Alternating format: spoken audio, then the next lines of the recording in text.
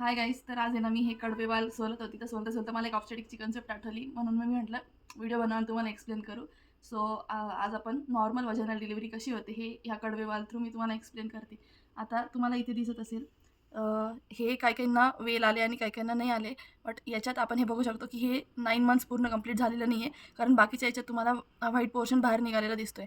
याच्यात नाही आहे, म्हणजे हे अजून 9 महिने फुल टर्म बेबी मॅच्युअर झालेलं नाही आहे. सो आपण दुसरं एक बघू एक्झाम्पल.